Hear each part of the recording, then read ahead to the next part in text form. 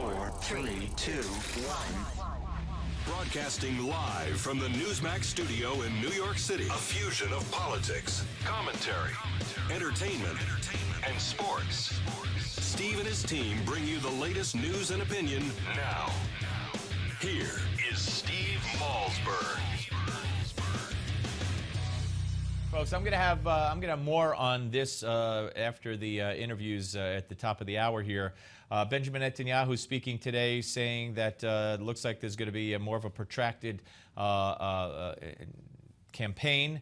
Hamas killing several Israelis, some soldiers, some civilians earlier today. And if you were watching the panel earlier in the show, you heard Rick Unger and I go at it over Hamas and how they came to power in Gaza. And I do want to state for the record that Hamas, yes, indeed, was elected in 2006.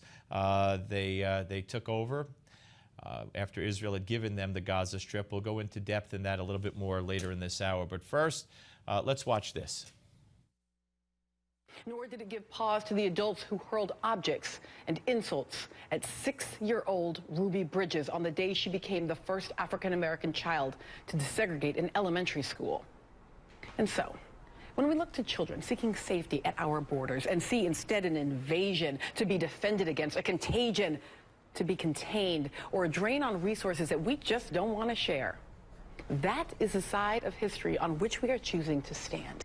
All right, folks, there she goes again, Melissa Harris Perry on MSNBC. And joining us now is Dr. Ben Carson, former chief of pediatric neurosurgery at Johns Hopkins Children's Center and author of One Nation, What We Could All Do to Save America's Future. Hello, doctor.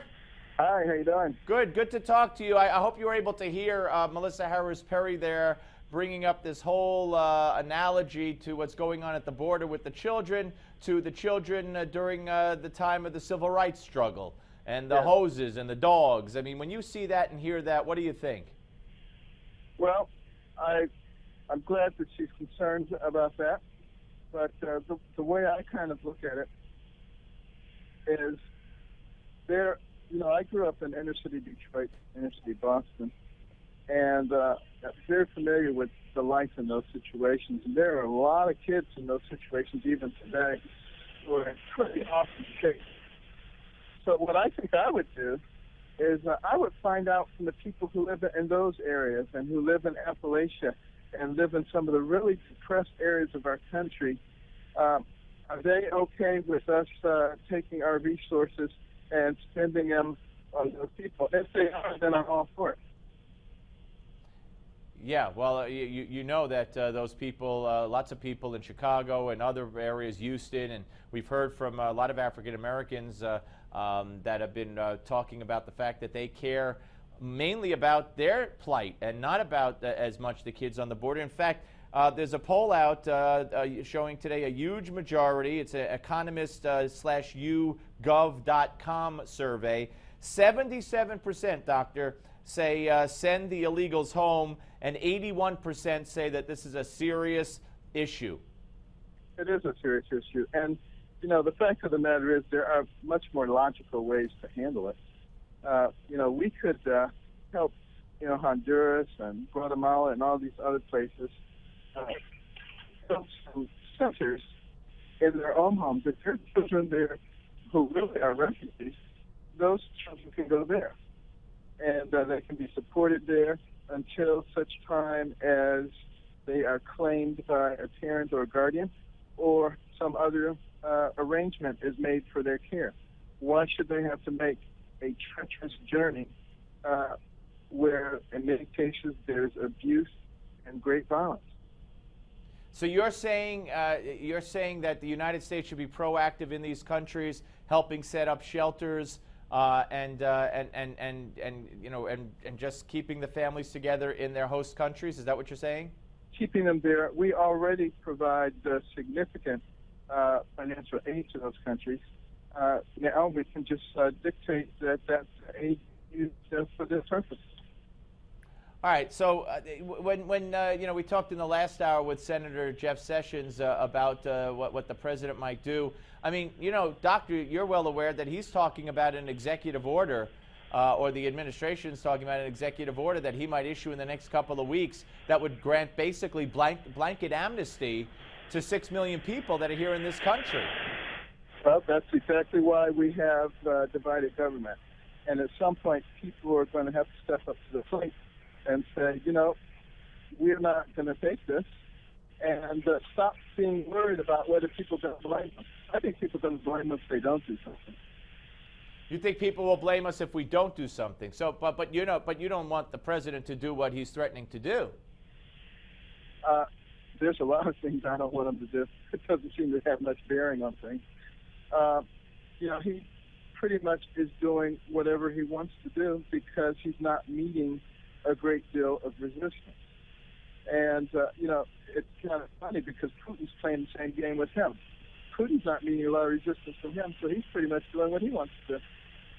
Yeah, the only ones who can't do what they want to do are the Israelis, apparently. Exactly. Well, let's talk about a situation that's going on, and that's the persecution of Christians around the world. Specifically, now the focus should be on Iraq. There's not a lot of focus on it. Why do you think that the slaughtering, the genocide of Christians in the year 2014 gets just about zero media attention and gets zero attention from the lips of the President of the United States? Because they don't care. You know, in many cases, you know, they consider Christians a nuisance. So if something's happening to them, too bad. They just don't care. It really gives you some insight into the thinking. And the fact of the matter is, this nation should be front and center, standing up against the wanton slaughter of people because of their religion. It doesn't matter what their religion is. They could be anything. The fact that we stand silently by and let people be slaughtered is antithetical to the principles of our nation. There's just no way we should be silent on those issues. Well, you talk about they don't care, and they view, you know, a lot of them view the Christians as this or that, and you were talking about the media, but, you know, Ralph Peters of the Fox News Channel was on with us the other day, and he said that the president, in his opinion, views Jews and Christians as the bad guys. Do you agree with that? I'm not sure whether he views them as the bad guys or he just doesn't care. But both of those things are pretty awful. And they say awful things about us as a nation, that we've allowed ourselves to get to this point. And if we don't care about what's happening to, you know, Christians in those nations, what are we going to do when it starts happening in this nation? Well, it's really quite a chilling thought. It absolutely is a chilling time, without a doubt. Let me ask you two more questions. There's been talk, you talked about a president who just wouldn't care what you have to say about what he should do and doesn't seem to care what many people say about what he should do. And you talk about different branches of government. There have been many now throwing the word impeachment around. Some, I mean, the administration themselves. The White House spokesman said the other day that he thinks the president may be impeached, which is kind of unusual for a White House to say. Do you believe that that should be an option if the president gives a blanket pardon to 6 million illegals, for instance? Well, certainly I think it's a discussion that's worth having. It needs to be discussed in a very serious way with legal scholars on both sides of the argument.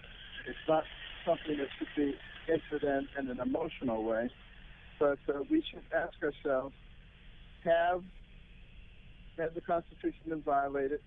Have high crimes and misdemeanors been committed? If so, what are they?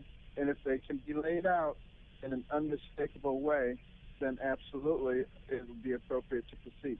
Otherwise, the people have the ability to somewhat put the cuffs on this administration in November with an overwhelming showing and switching to a Senate majority leader who might in fact be willing to bring up the hundreds of bills that have been passed for the purpose of reinvigorating the economy and taking care of many of the problems that sit fallow on Harry Reid's desk. Yeah, over 300. Doesn't want to do anything. Over 300 bills passed by the do-nothing, quote-unquote, House. Let me ask you one more.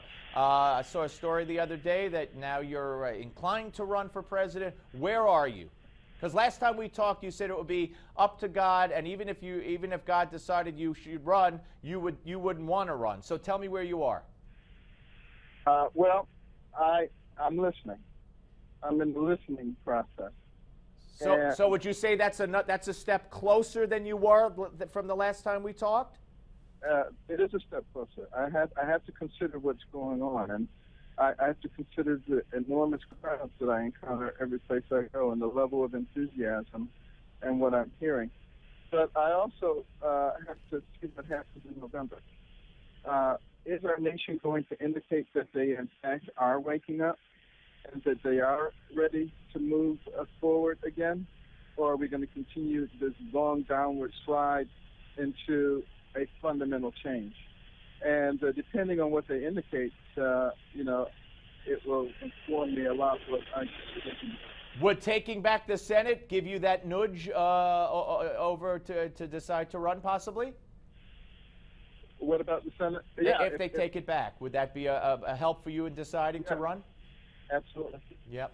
Doctor, always great to talk to you. And everybody, make sure that you get your copy of Dr. Carson's new New York Times #1 best-selling book, One Nation, What We Can All Do to Save America's Future.